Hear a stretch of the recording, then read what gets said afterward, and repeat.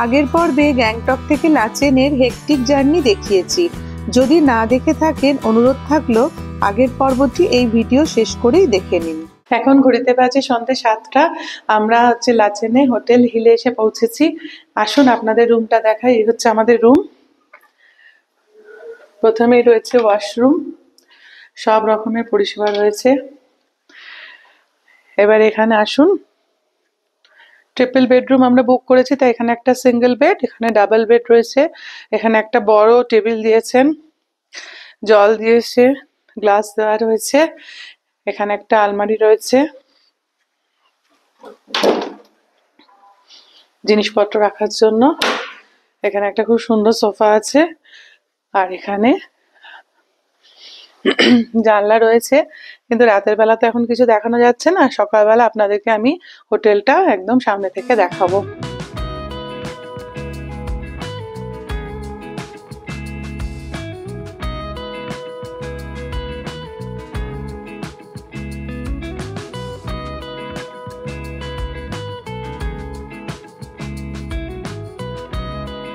Good morning. আজকে আমরা লাচেন থেকে গুরুদেংমা যাব, তার জন্য সকালবেলা উঠে ভোরবেলা রেডি হয়ে বসে আছি। কিন্তু আমাদের হোটেলের সামনে 3টে গাড়ি, ড্রাইভার দাদারা গাড়ি লাগিয়ে দিয়ে চলে গেছেন, কোথাও ঘুমাচ্ছেন। তাই আমরা হোটেল থেকে বেরোতেও পারছি না। অলরেডি গুরুদেংমা যাওয়ার জন্য জ্যাম শুরুও হয়ে গেছে, জানি না যেতে পারবো কিনা।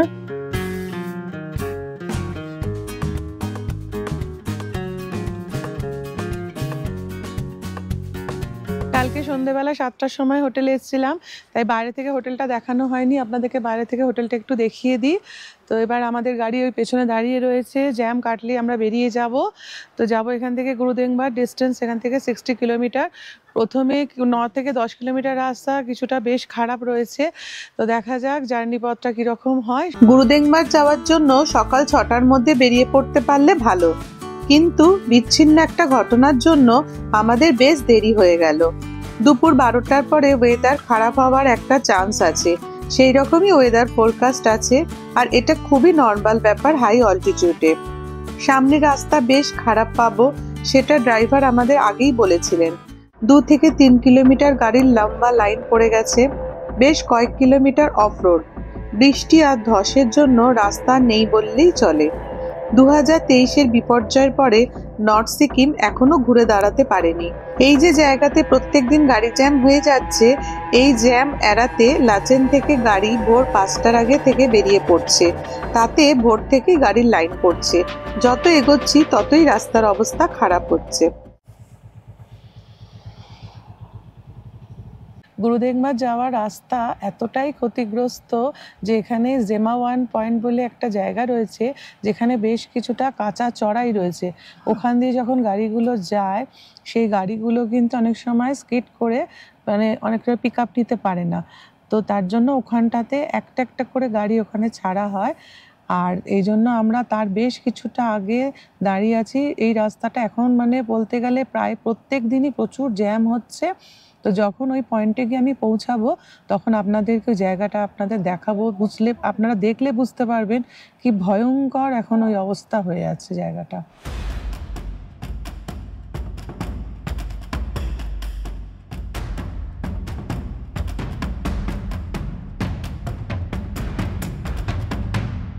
প্রায় 40 মিনিট লাগলো ওপর থেকে অফরোড দিয়ে নিচে নদীর কাছে নেমে আসতে। দেখতেই পাচ্ছেন সামনে পুরোটাই কাঁচা রাস্তা, দুধারে বোল্ডার পড়ে আছে, যা ধস আর বিপর্যয়ের সাক্ষী বহন করছে। সামনে খুবই দুর্বল একটা ব্রিজ পেরোতে হবে, তারপরই খতরনাক চড়াই ফেস করতে হবে। জিমা 1 পয়েন্টের যা অবস্থা, যে কোনো সময় ব্লক হয়ে যাবে। তাই যারা আসবেন তারা সিকিম গভর্নমেন্টের লেটেস্ট আপডেট নিয়ে তবেই ট্যুর প্ল্যান করুন।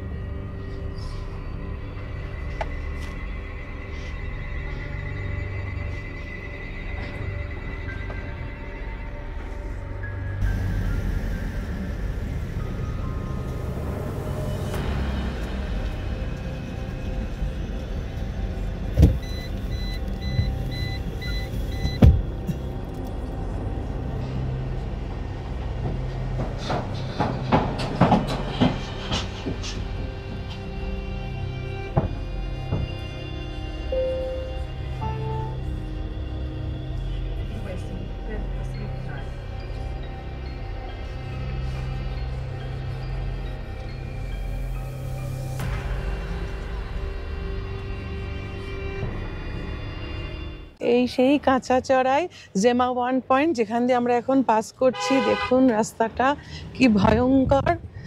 আর এখানে গুরুদেংমারের রাস্তা এখন এতটাই খারাপ রয়েছে, যে কারণে এখন বেলা 12টা পর্যন্ত গাড়ি এখানে অ্যালাউ করছে। তারপরে কিন্তু এই রাস্তা দিয়ে আর গাড়ি ওপরে উঠতে দিচ্ছে না। আর বলছে যে আগামী 7 দিন পর থেকে এখানে রাস্তা সারানোর কাজ শুরু হবে। দেখুন কি অবস্থা রাস্তাটার।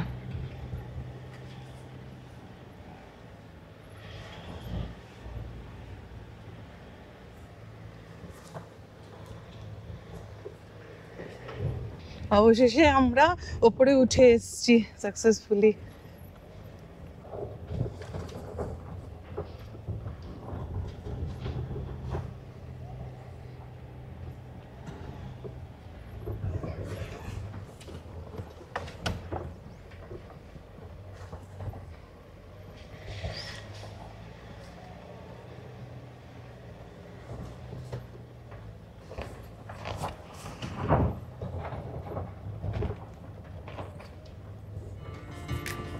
ফাইনালি আমরা গুরুদেংমারের ভালো রাস্তা পেলাম। নিচের দিকে সেই ভয়ঙ্কর জিমা 1 পয়েন্টটা দেখা যাচ্ছে। ফেরার সময় আবার রাস্তাটা ফেস করতে হবে। যাই হোক, ভালো রাস্তা পেয়ে মনটা ভালো হয়ে গেল।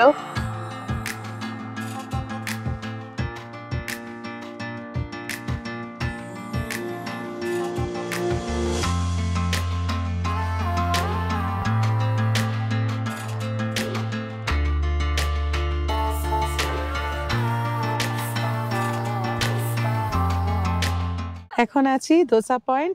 এটা একটা চেক পোস্ট, এখানে পারমিট করাতে হয়। আর যদি আপনাদের কিছু প্রয়োজনীয় সামগ্রী কেনার থাকে, ধরুন গ্লাভস, টুপি, মাফলার, এখানে সব বিক্রি হচ্ছে। এরকম কিছু জরুরি জিনিস থাকলে কিনতেও পারেন।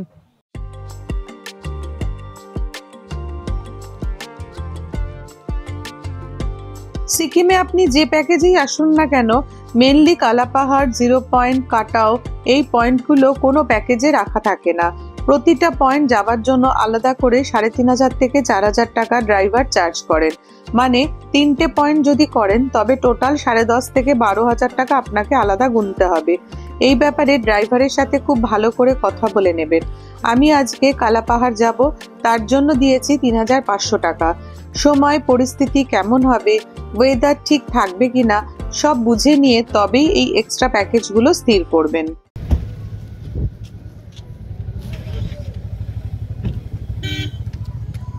গুরুদেংমা যাওয়ার আগে লাস্ট এন্ট্রি পয়েন্ট, এটার নাম হচ্ছে গাইগাঁও। তো এখান থেকে গুরুদেংমা লেক হচ্ছে 15 কিলোমিটার। রাস্তা ভীষণ সুন্দর। অনেকে গুরুদেংমা যাওয়ার রাস্তা তার সিনিক বিউটিকে লাদাখের সাথে তুলনা করে মিনি লাদাখ বলেন। সত্যি বলতে কি, সিকিমের এই নর্থ পার্ট নো ডাউট দারুণ। লাদাখ অসম্ভব সুন্দর, ব্রেথ টেকিং ভিউ, যা ভাষায় প্রকাশ করা যায় না।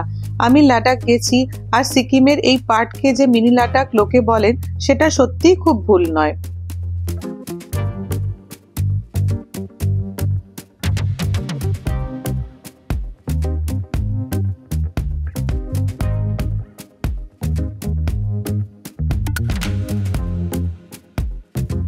গুরুদেংমার পৌঁছতে আমাদের আর 1 কিলোমিটার বাকি আছে।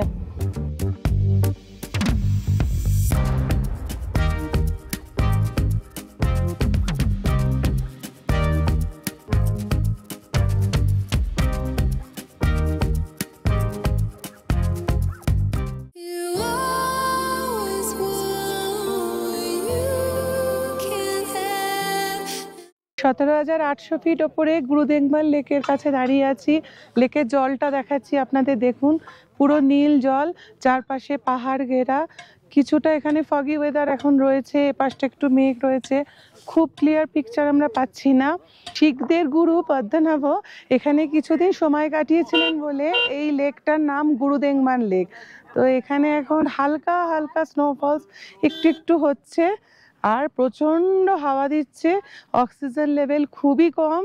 তো এখানে আপনারা এলে একটুখানি কর্পূর নিয়ে আসবেন সঙ্গে, বা অক্সিজেন ক্যান আনবেন যাদের একটু শ্বাসের সমস্যা রয়েছে। হোটেল থেকে আমাদেরকে পপকর্ন সঙ্গে দিয়ে দিয়েছিল, বলেছিলেন যে একটু একটু করে পপকর্ন খেতে আর একটু সামান্য করে জল খেতে। তো সেটাও আপনারা করতে পারেন।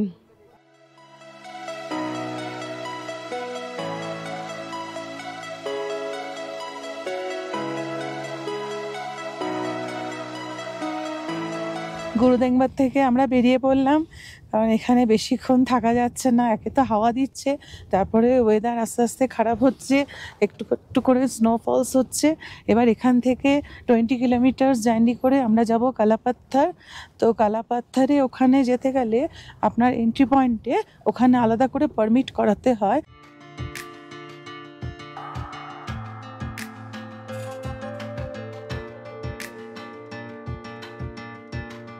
আমরা এখন এসে গেছি কালাপাত্থার যাওয়ার এন্ট্রি পয়েন্টে।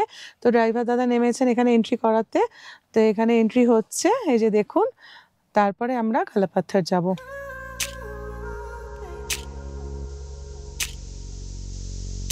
কালাপাত্থার যাওয়ার রাস্তা কি অসাধারণ ভিউ আপনাদের দেখাচ্ছি, দেখুন।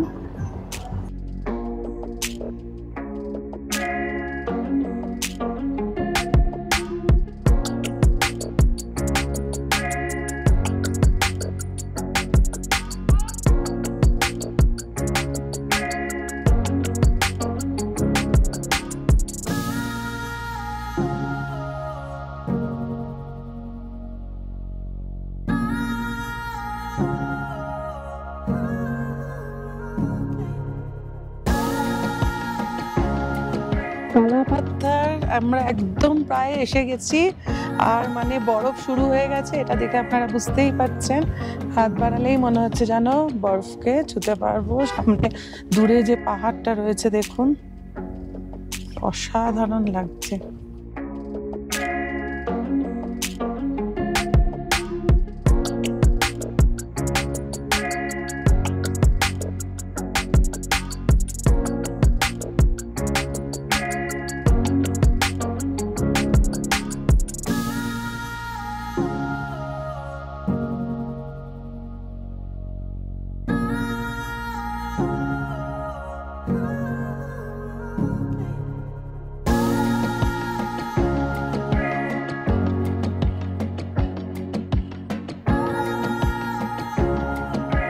বরফের মজা, বরফের মজা।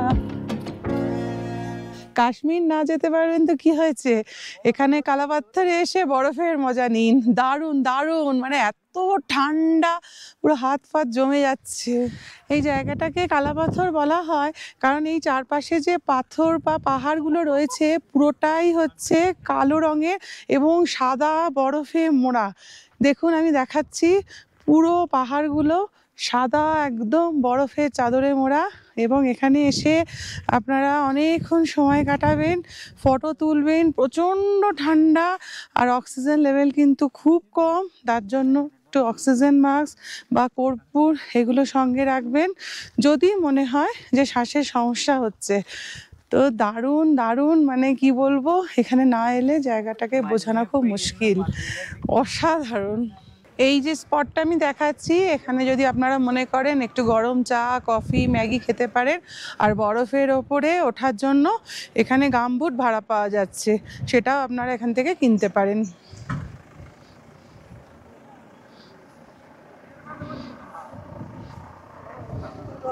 ড্রাইভার দাদা বসে আছেন তো।